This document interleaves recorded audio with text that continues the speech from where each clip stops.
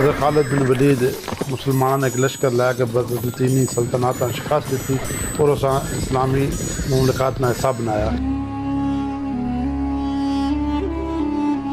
13 अप्रैल 1919 मौजूदा भारत का शहर अमृतसर जलियांवाला बाग है। उस एक अंग्रेज़ जनरल डायर बिला वजह निहत्ते लोगों के जोड़े सिख मुसलमान हिंदू तीनों कौमां ने लोग है उन्होंने फायरिंग की और कमो बेश 1000 शख्स उस फायरिंग वजह तो हलाक होया। 1200 तो ज़्यादा जख्मी होए और अज दिन तक भी बरसगीर का सब तो ज़्यादा शफाक अंदरनाक वाक़या। अस्सलाम वालेकुम, मैं शहजाद भट्ट तुसी देख रहे हो अपना यूट्यूब चैनल हफ्तावारी तारीखी सीरीज़ ने वाले सैकंड किस्त नाल मैं इजाज़त है जी शुरू हो सी 13 अप्रैल तो 19 अप्रैल तक। जैसा कि तुसां पहले भी किस दस्या कि इस हफ्ते जेड़े जेड़े वाक़यात साथ दुनिया तो रुनुमा होए और डिस्कस करता हूँ। 13 अप्रैल 634 ईस्वी खालिद बिन वलीद मुसलमानों ने एक लश्कर लैके बज़तीनी सल्तनत शिकस्त दी और उस इस्लामी मुमलिकत ने हिस्सा बनाया।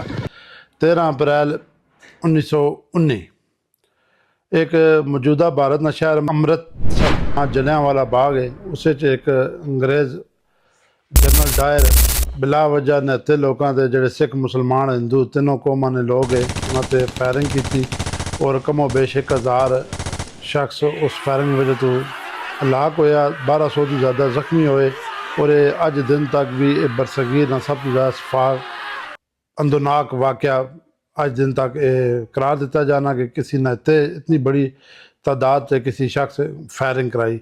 14 अप्रैल 1865 अमरीकी सदर इब्राहिम लिंकन गोली मार के हलाक किया गया।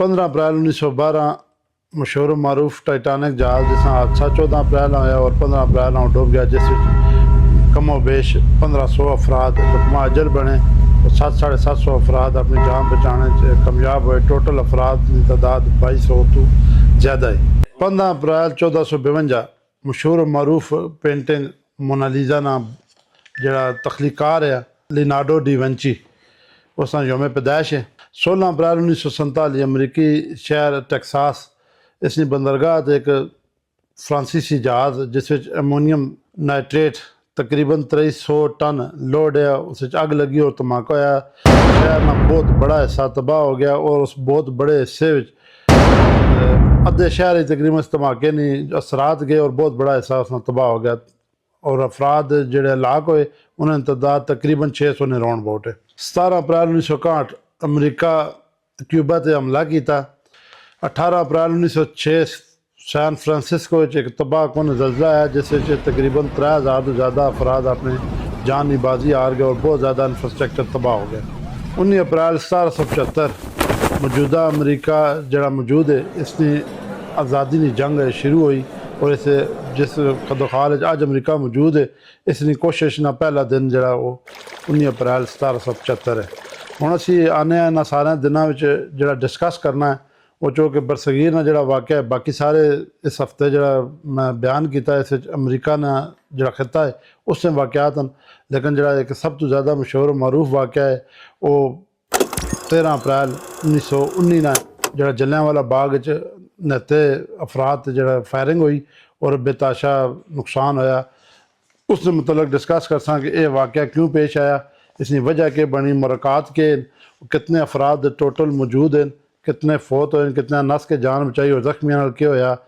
गौरमेंट जी उस टाइम गौरमेंट सी बरतानिया नहीं उस हादसे ने जो मुतासरीन या जो फौत हो गए उन्होंने लवाकिन नाल के बर्ताव किया और जिस टाइम आज़ादी हुई इंडिया मौजूदा इंडिया और पाकिस्तान जिस हमारे वजूद चाहे इंडिया ने गौरमेंट उस वक्त उन्होंने के बर्ताव किया। जुड़े रहो साढ़े नाल और जितने लोग जिस जिस प्लेटफार्म पर तकने पे सारे कि मैं रिक्वेस्ट करता कि असा सपोर्ट करो, जिस जिस प्लेटफार्म पर तकने पे फॉलो करो, सबसक्राइब करो, असा सपोर्ट करो और जुड़े रहो साढ़े नाल ताकि साड़ी हर वीडियो तुसां तक पहुँच सके। 1919 बरतानवी गौरमेंट जी इतने काबज ही उस बरसगीर से एक एक्ट पास किया जिसका नाम रोल एक्ट है और उस एक्ट की सब तो बड़ी वजह जी वो सब तो बड़ी जी गल या खामी वो है कि किसी भी सिक्योरिटी फोर्सेस किसी भी शख्स बगैर कोई वजह दस्यो, बगैर केस, बगैर सबूत, बगैर वारंट उसका गिरफ्तार कर सकने और गैर मुइना मुद्दत तक उसका गायब रख सकने।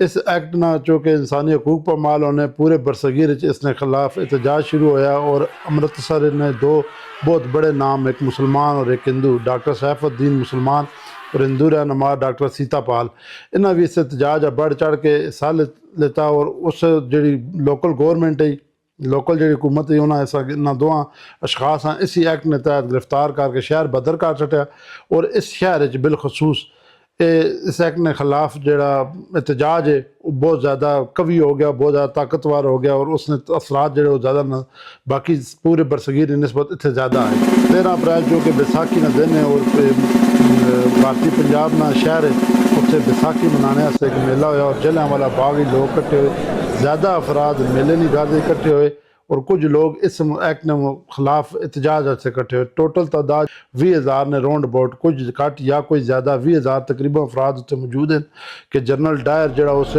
सूबे ना या उस शहर ना जड़ा कमांदार है फौजी जनरल है बरतानवी फौज ना, उस बगैर किसी इन्होंने मुज़ाकरात, बगैर किसी वजह, बगैर कोई इन्होंने को वफ्द भेजे इन्होंने मुतालबात सुने या फिर इस चीज़ ना समझिया कि लोग इतने ज़्यादा क्यों इकट्ठे फायरिंग आर्डर दे छड़ा। उस नाल जितने ट्रुप्स मौजूद है उन्होंने जितना असला है टोटल फायर होया 1600 तो अब्बा रौंद फायर किए गए। एंट्री और एग्जिट और रस्ते तंग और जिस टाइम भगदड़ मची है लोग निकल नहीं सके, भगदड़ फायरिंग और कुछ लोगों उत्थे जरा अंदर खूह है जिस खूह हुण ना दिता गया शहीदाना खूह, तकरीबन 100 बंदे उस कुएं जो शौदाना कुएं से छलांगा मारियां अपनी जान बचाने वास्ते और 100 न 100 जां बाग हो गए।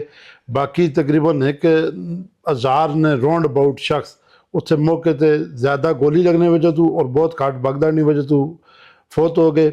1200 तो ज़्यादा अफराद शदीद जख्मी होए जिन्हों चू बाद बहुत ज़्यादा अफराद लुकमा अजल बने और बहुत घट लोग सर्वाइव कर सके। ये वाक़या जो होया इस सियासी तौर पर महात्मा गांधी सियासी तौर पर बहुत ज़्यादा कैश किया, इस वाक़े से बहुत ज़्यादा एहतजाज किया और अपनी पार्टियां इस पूरे बरसगीर इस वाक़े के खिलाफ एहतजाज निकाल दी। इसी तरह मुसलमान और सिख जो सियासी मुख्तलिफ लोकल सियासी है उन्हें भी इसने खिलाफ एहतजाज किया। जिस टाइम एहतजाज बहुत ज़्यादा होया चूँकि मौजूदा दौर और उस दौर आज तो 110-15 साल पहले सोशल मीडिया या ज़राए अबलाग बहुत कम है, जिस टाइम ये खबर बरसगीर तो बाहर निकली उस टाइम ना बरतानवी गवर्नमेंट इस जर्नल ने खिलाफ एक कमीशन अंटर कमीशन ने क्याम किया जिस जनरल डायर पेश होया और उस कमीशन इसा बिल्कुल वाज़े अल्फाज कसूरवार है इसा सख्त सख्त सजा दी जाए। उस टाइम ने जी ब्रिटिश आर्मी ने रूल है उस कर्नल रैंक तो उत्ते जितने भी अफीसर है वो CRPC मतलब इन्होंने जराइम ना जरा बाज पुरस नहीं उन्हें इस्तस्ना हासिल है। उस इस्तस्ना ना फ़ायदा उठा के जनरल डायर इस तो बच गया, लेकिन इस लोगों ने गम गुस्सा कम करने वास्ते बरतरफ करके वापस इंग्लैंड भेज दिता गया और उसने कागजात जो उस टाइम लिख दिता गया ऐसा किसी सीनियर अहदे वास्ते या किसी बड़े अहदे इस तो बाद नहीं लाया जाएगा। जोड़ा बरतानिया लोग ने वो बहुत ज़्यादा गोरे भी इस सफाक कातल और वहशी दरिंदा नजरिए नाल देखने और समझने ऐसा। जिस टाइम वो वकूआ हो गया उस बाद जी हुकूमत ही उस लोगों नाल के बर्ताव किया और जख्मियों नाल के जितने लोग मारे गए उन्होंने पिछे लवाकिना शदीद जगदोकोप किया गया, खामोश रहन ताकि आवाज़ दबाई जा सके और जितने जख्मी है उन्हें इस लिहाज तो इस टार्चर किया गया को कोई भी जख्मी अपना तसली बख्श इलाज नहीं करा सके। एक इलाज की सहूलत भी नहीं है लेकिन जो जख्मी है वो डर की वजह तो और उस पकड़ दकड़ की वजह तो अपना तसली बख्श इलाज भी नहीं करा सके और बहुत ज़्यादा अमवात की वजह जख्मियों की भी है हुई है। किसी अभी कंपलसेट नहीं किया गया कोई भी जख्मी किसी जिस टाइम कमीशन जनरल डायर दोषी करार दिता गुनाहगार करार दिता उस तो बाद भी बरतानवी गौरमेंट के भी इस वाक़े से बिलखसूस कुछ बरतानवी गौरमेंट अज भी जो टोटल उत्थे मरने वाले तादाद है वो 200-220 अफराद कंसीडर करनी। आज़ादी हुई 1947 तो बाद इंडिया बनया पाकिस्तान बनया चूँकि शहर इंडिया चला गया फिर इंडियन गौरमेंट ज़्यादा मरने वाले तादाद हिंदू दूए नंबर पर सिख और तीसरे तो मुसलमान है और फिर उन्हें अपने आज़ाद जराए नाल जिस टाइम पता किया और 1000 तो ज़्यादा अफराद लुकमा अजल बने इस वाक़े नाल। इंडियन गौरमेंट वो सारी जगह महफूज की थी। दीवाना अज भी महफूज है, जिथे गोलियां ने निशान ने हुकूमा मौजूद है, उत्थे यादाश्त तमीर की गई। और इंडियन गौरमेंट जेड़े बचे खुचे लोग उन्हें मिले, उन्हें उसने मुताबिक इज़्ज़त अफजाई, हौसला अफजाई और कुछ नगद इनाम उस टाइम दे के और कुछ शील्डां दे के ना बहुत ज़्यादा सराहा गया। इस वाक़े ने बरसगीर की सियासत से बहुत दूर अस नताज मुरतब होए। बरसगीर की आज़ादी च अगर कहा जाए कि रूह फूंकने वाला वाक़या जड़ा ही है, जिस मुसलमान है, सिख और हिंदू हर कौम इनफरादी तौर पर यह चीज़ समझन लग पे। हर शख्स इस चीज़ का कायल हो गया कि अंग्रेज़ अपने आप इत्थे ने मौजूद मकामी लोगों तो बालातर समझने, कोई अलहदा ही अपने आप मखलूक समझन, और इत्थे जो मौजूद हैं इन्होंने कोई अलहदा उन्होंने कानून।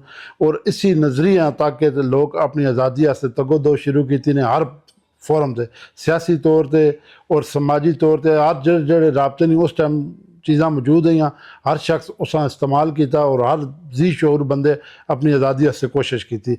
और यही वजह वाक़या जो नफरत नहीं शदीद तकरीबन बरसगीर पूरे नफरत की वजह बनया।